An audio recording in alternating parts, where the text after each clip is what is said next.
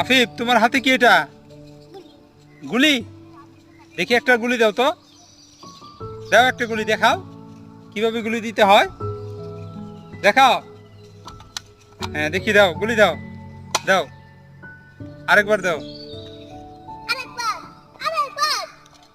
হ্যাঁ সুন্দর করে আমার সই করো। হ্যাঁ, ও দারুণ গুলি হয়েছে। হ্যাঁ ভালো করে ধরতে হবে। ও হ্যাঁ, ও আবার, হ্যাঁ আবার সুন্দর করে দাও।